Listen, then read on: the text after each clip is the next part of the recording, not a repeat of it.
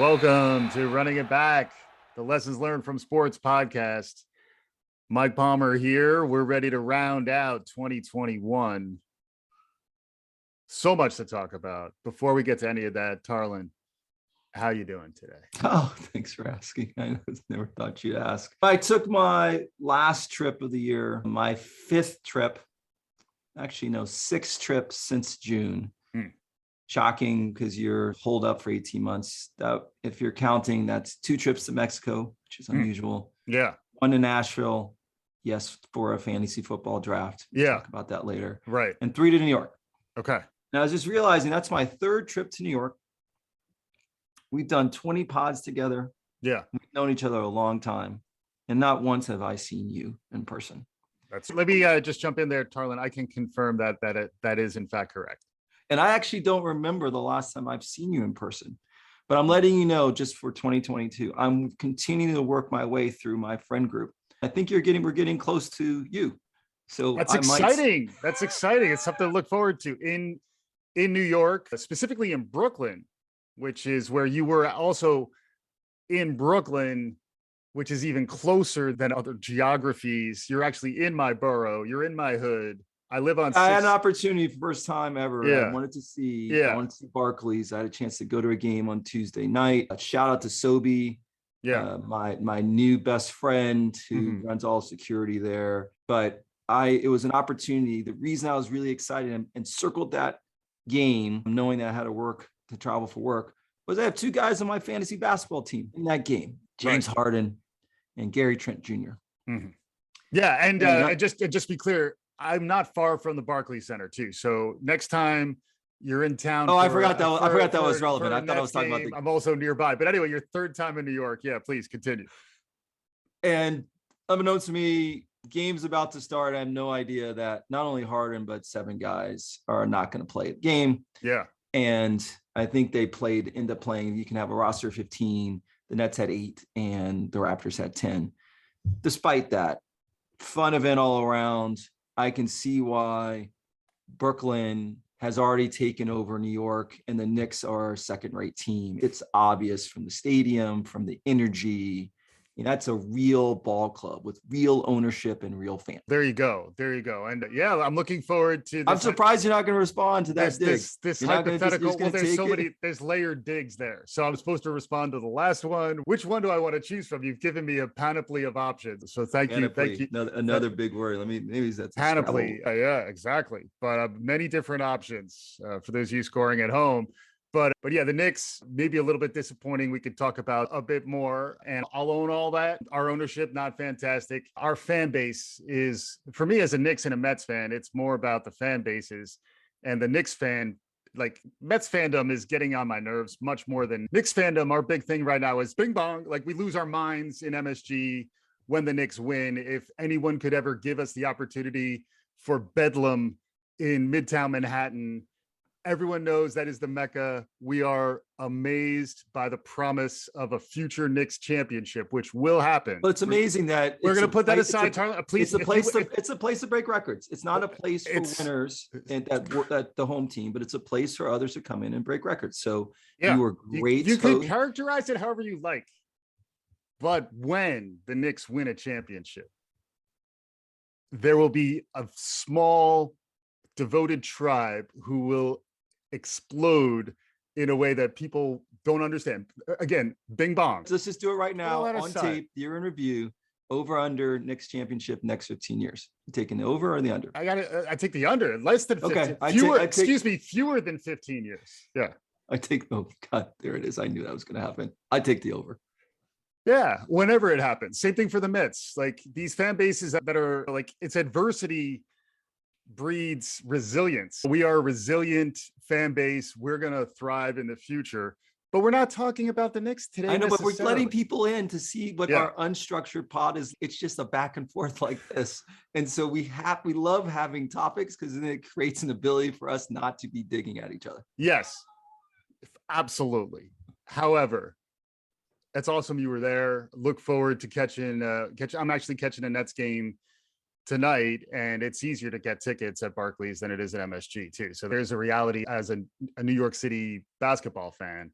a lot of us who really are Knicks fans are open to, like, we're Nets curious these days. And Kevin Durant has given us plenty of reason to believe something magic could happen there. Even last year, like, they were pretty close with Harden even less than what he is now, and Kyrie out. So in some ways there was some foreshadowing of what we've been seeing this year. But it's time to reflect, Tarlin. It is the end of the year. It is December. We had a heck of a run. Breaking news: Durant's out with an ankle injury. So you're going to be seeing Jesus. Truly anyone who's on. You still have your eligibility, right? You still. So, anyways, go. I could probably upgrade my seat though. I could just walk down. It's going to be empty. Everybody's either scared away by COVID or not showing up because we're playing Orlando. It's not. Can we all say F COVID, F Omicron? We did not curse on this. We know that, but I can't. We can, but we want to make sure it's still family friendly. Yeah. Okay, go on. Where were we?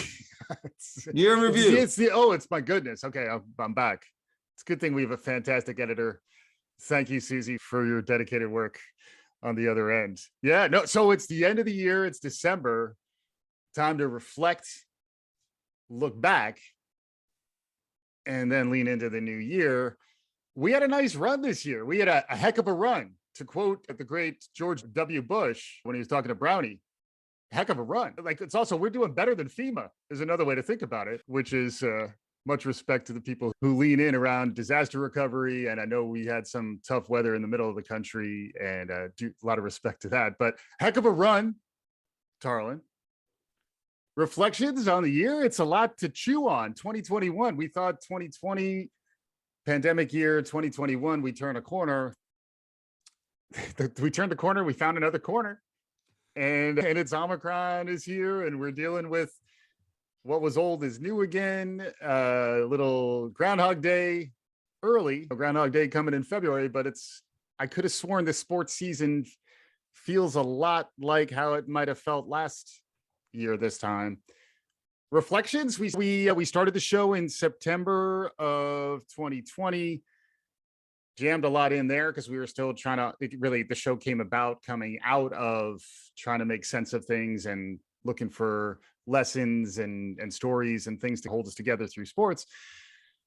Nice short run, September to December last year. Now we had a full year, 20 episodes. You were spending some time reflecting back. We're going to spend some time rolling through the years, and hopefully our listeners, if you've listened so far, thank you. Couldn't have gotten here without you.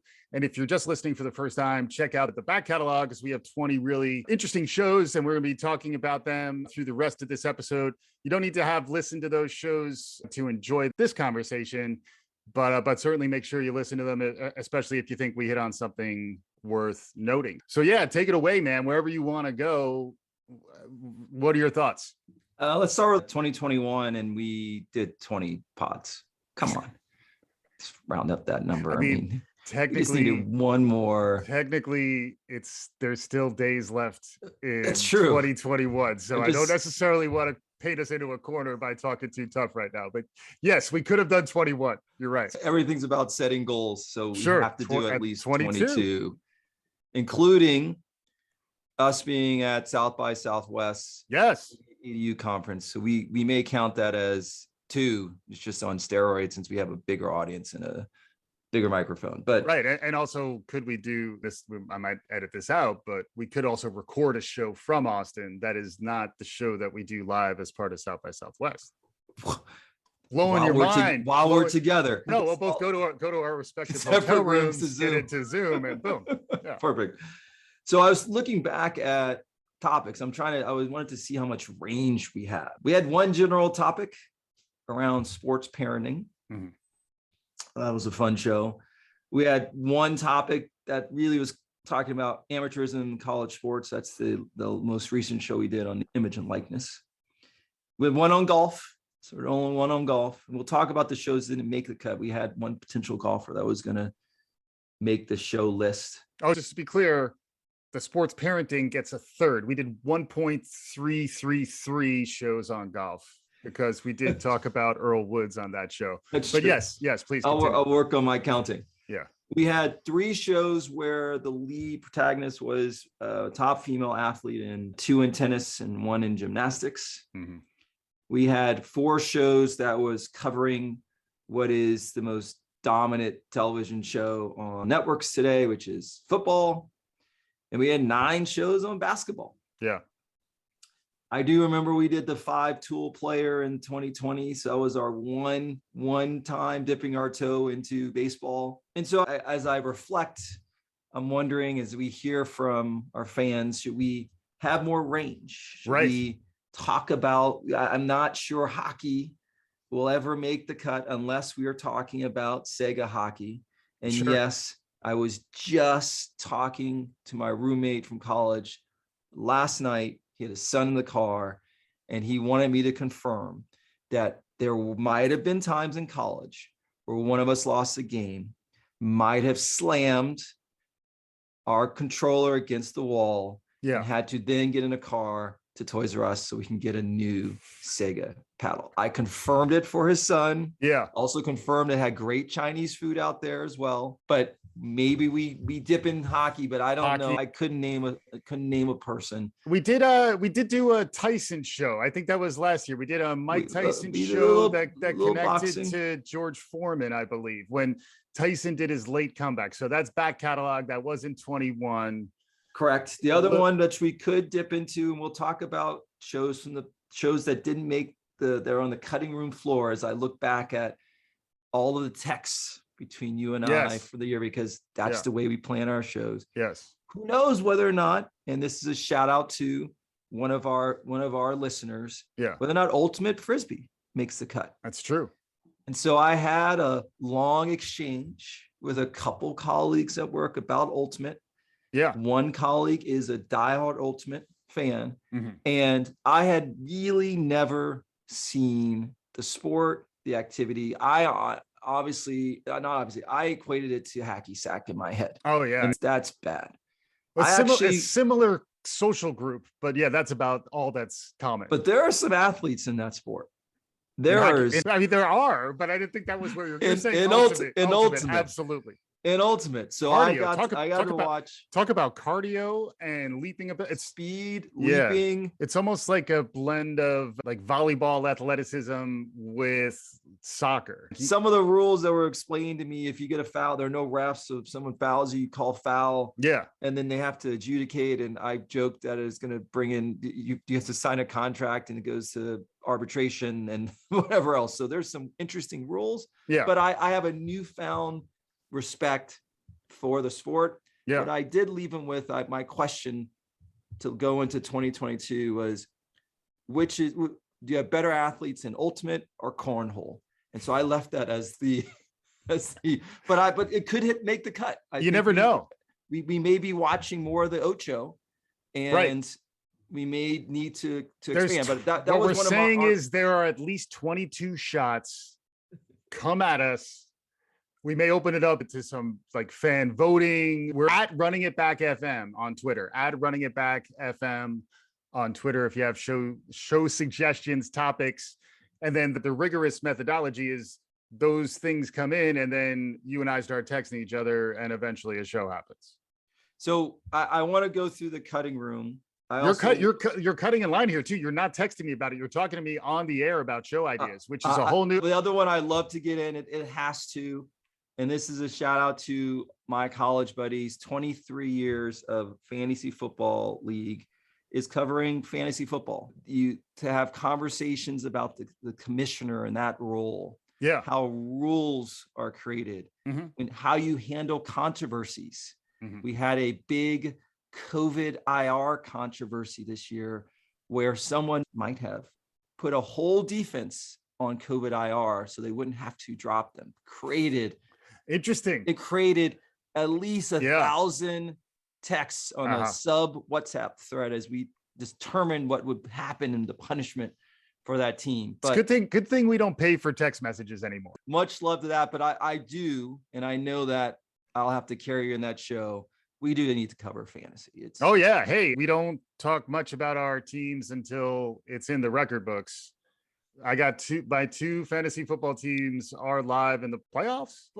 That's all I'm going to say right now. I'll probably even edit it out for fear of jinxing, but one day at a time. I got to say, managing a COVID lineup on fantasy is a whole new level. It's a whole new layer of complexity. It does look like we're about to go 6 days a week. 5 days a week with the NFL for the next couple weeks, at least, assuming we can continue to play. Sounds like there's the extra media week that they could play with on the back end. They probably don't want to break glass on that too soon, but just trying to think like a manager, think like a scheduler, be out ahead of contingencies. Everything's upside down. Heck of a year. Let's get back to let's reflect outside of individual shows more broadly. What kind of themes do you think we hit on? What jumps to mind if you were trying to make connections across the different conversations we had over the course of the year? Any takeaways at a higher level, lessons learned from 2021? My favorite moment was thinking back to Draymond Green and sort of his leadership style, the way that he was communicating to the press. And I can imagine communicating with the team around Andrew Wiggins' decision at the time to not get vaccinated. Yeah. I often, and whether it's looking at coaches, bad coaches and bad leaders like Urban Meyer, looking at organizational structures, bad teams, bad leadership, bad owners, like we talked about early at the top about the Knicks. Yeah. It all bleeds into it's such a complementary corollary to what happens in business. Mm-hmm. And so the lessons and what's happening day to day with that engagement. Now it's people are expressing themselves in their work through athletic feats, but it's no different. The lessons you take there, it's no different than which you can take whether you're in a for-profit organization, not-for-profit organization. So that for me is, I love those linkages. Mm-hmm. And I also, if I were two other moments or a lesson, you only spent a moment. It was a moment looking at sports parenting. Yeah. But I think there's something to also people's origin stories. Mm-hmm. And I love to, as we go into next year and beyond, see, I'm signing you up for more years, talk to your agent next year and beyond, that we also spend time trying to dissect not only the moment, which is why we're always trying to run it back, but also learn more about the person. We did a little of that with our 2X ear reading of Scottie Pippen's book, to learn more about Scottie, who he is. Mm-hmm. But I think that is a lesson for life, because we take right now, every moment is manufactured. It's a TikTok, it's a social, it's not real. It's posed. And so we are trying to figure out how to move beyond that to learn a little more, because that's how you learn how to interact with people day to day. So those are some of the things I took away. But what about you? Favorite show? What was worst show? I liked where you went with the Kyrie show, which was our most downloaded episode of the year. And I think we did hit sort of the zeitgeist, as I like to talk about, the moment in time where something that's happening in sports is helping us work something out on a broader level. And that was quickly followed by a Ben Simmons show and an Aaron Rodgers show, where I think they all were, as a group, those three shows in a row, to me, felt like we were hitting our stride in terms of the broader conversations that are happening out in the world around us. And then the way that's helping even me on a personal level just get through this period with some cohesion, like a narrative that I can actually grab a hold of underneath it, and even different dimensions of their leadership styles, contrasting Aaron Rodgers as a leader with Kyrie, and then Aaron Rodgers as a white alpha kind of cool dude versus Kyrie, he was probably prior to. That's a whole nother show. I think he was perceived as like a pretty good dude. And even the fact that he was trying to get the Jeopardy gig, I think he had a mainstream appeal. He also wasn't. I'll give you that. He is a dude. And he's not Tom Brady. So I think there were people I was rooting for him at least. But then Kyrie, I think on the other hand, was quickly given a lot of grief. I thought we were fair to him in some ways in the Kyrie show too. So I did think we were, and then Ben Simmons in the middle, again, talking about at what point does someone need to step up as a leader? What style are they using for that? So it was kind of a deep dive into basketball. And I do really like the range comment you were talking about. And I really did think the sports parenting show kind of got at that range idea in a few interesting ways. But yeah, I thought it was a year this show will help me remember this year, and the way in which I think about some of the stories that are out there, the way I've made sense of them has helped me understand how I'm going to move forward in good ways. I would say the Scotty show, which is recent, is still, I'm seeing it more and more. I see those dynamics of a clear perceived alpha and then another really strong performer who's right there with him, but maybe more of an introvert, less comfortable in that A1 role. There's a lot to chew on in the year. And then for me, the themes that maybe you could give me some of your perspective on. The themes that jump out at me are, there was a lot of shows we're talking about COVID, a lot of shows where we're talking about mental health and whether it makes sense to play or not. And then there's a lot of shows, including the Rooney Rule show, which when we were talking about NFL coaches, Talking about race. Yeah, we're talking about race. So I think the fact that we were able to use sports as a way to have conversations that were not overly awkward, but get at topics that are harder to talk about head on and maybe less interesting to listen to if we hit them head on, we were able to hit them through this separate, like, shared public narrative of the sports universe. I think that's important, and that's what I really enjoyed about the year. I would add one more. I think we should do it more, or elevate just amazing female athletes. Yeah, gender. Yeah, exactly. Yeah. Just diverse, different, diversifying. Yeah, breadth I have too. had a newfound respect, because just growing up, it's a male dominated viewership or entertainment. And so with my daughters, and it's cool to say you're a girl dad, but I'll own that. I want to empower them in any way possible. But watching college women's volleyball, because my daughter is into it, you just see it's just the power in the game. It's fun, it's fluid. You're picking up on players and sports that you just didn't grow up ever watching. It was never on. So I look forward to, our last NIL. We talked about Paige Buckers and Azzi Fudd, just to be able to track more of that. Yeah, because a lot of this stuff is from like the feminist literature. It's the male gaze. Like, a lot of sports is designed for the male gaze, and it's easy to, as a dude, you don't notice. You're like, oh yeah, it's just sports. But then once you awaken to the fact, and actually once the business of sports starts to awaken to the fact that, yeah, we may be implicitly designing for the male gaze, but we're also losing a huge market opportunity by not understanding how to broaden that. Same thing around white privilege. It's frequently, you're blind to it until you're not. And then once you're aware of it, you start to realize, if we broaden our perspective, if we give other narratives the front of the stage, that's ultimately going to open up new markets. That's ultimately good for business. So I think there is a lesson learned for us, a meta lesson learned for us as running it back. It's like, how do you open it up Facebook in a way? Lesson, or is it a meta lesson? Sorry. It's a meta lesson. I'm putting my goggles on right now as we speak. But I think there is a higher level. I can't even say meta anymore. Thanks, Zuck. Thanks, book. What the Zuck? My goodness. With that, I do want to share, this is our behind the scenes of the topics and shows from January till now that didn't make it. Oh, this is like the in memoriam section. Had a shot, but it doesn't mean they're done. Oh, okay. Mike Vick. Yeah. Pete Weber has shown up 3 times. This is my idea. Like, and again, if you like this idea, hit us up at Running It Back on Twitter, or reach out to me and Tarlin. Could we do meme shows? Like, just a show based on a meme that we like. And the meme that I like there is Pete Weber.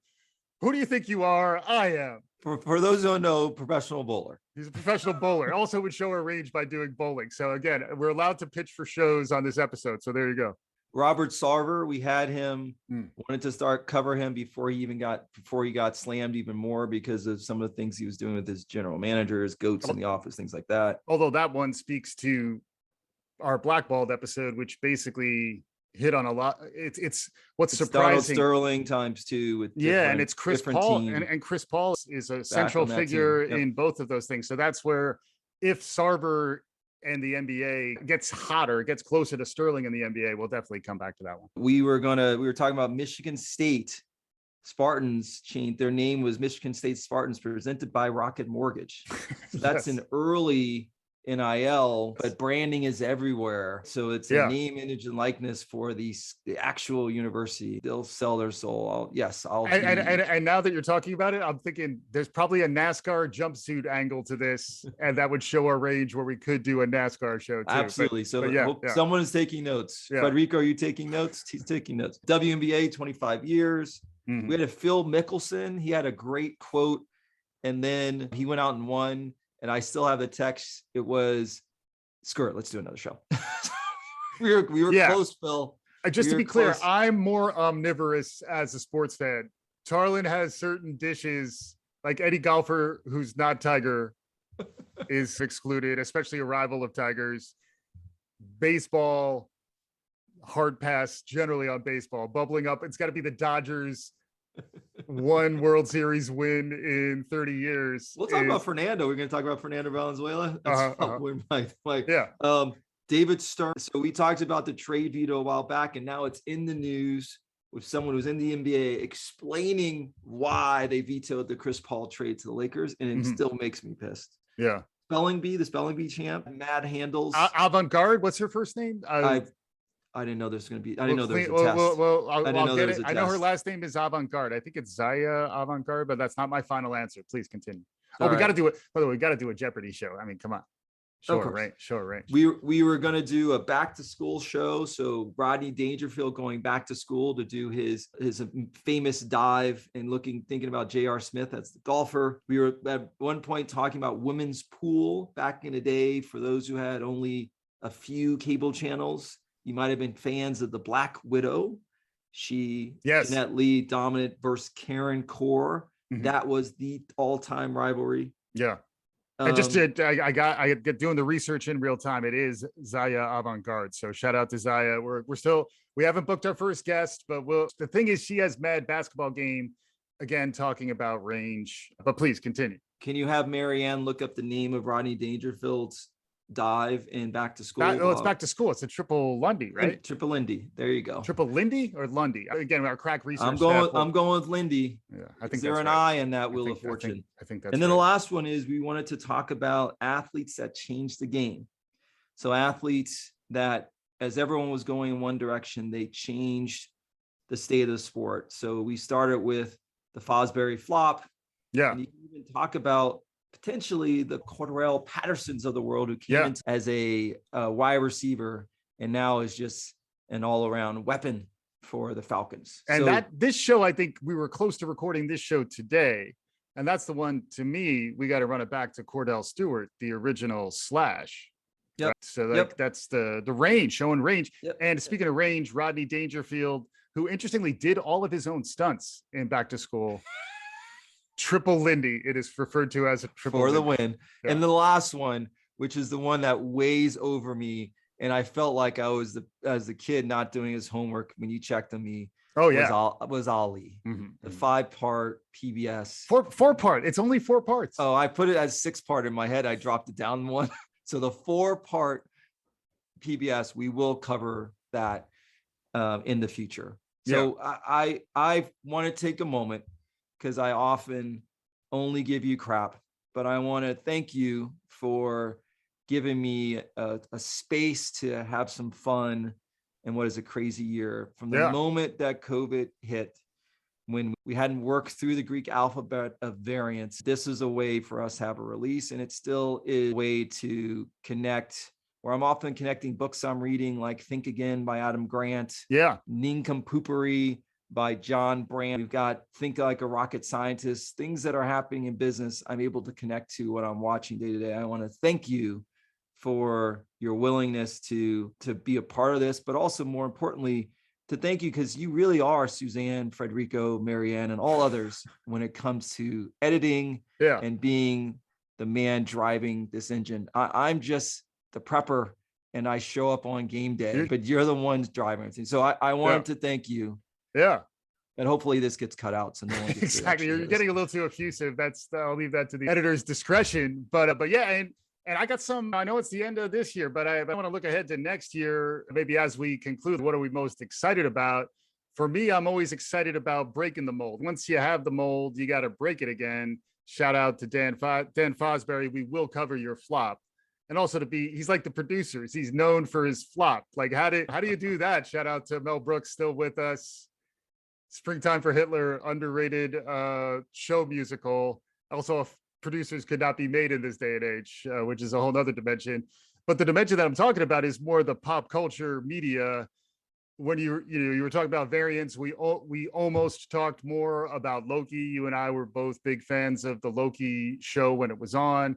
So I feel like we may toss in a few curveballs outside of showing the range of sports, more just lessons learned from sports and entertainment. I wouldn't rule out flexing a little bit into something interesting that we're learning from, but I think at our core, it is basketball at its core, which is another thing I do want to come back to. If you think about this just as a basketball podcast, the basketball shows that we did, the 9+, because LeVar Ball does get credit for a third of the sports parenting show as well, is that like we are pushing the envelope, we're doing stuff to show our range, but then you come right back down to it. It's a basketball podcast many times, and we went deep on Steph Curry, Jeremy Lin conversations. We've talked about Mahmoud Abdul-Rauf, which is still one of my favorite shows from our first season. I think we're at a point where we have enough of a catalog coming up on 40 shows. How do we start to weave those narratives together? I'm excited to think about how we might make more of this stuff available in a curated fashion for people who are really enjoying what we're doing. So we'll see where that goes too. I look forward to it. And I know swag is coming. Swag.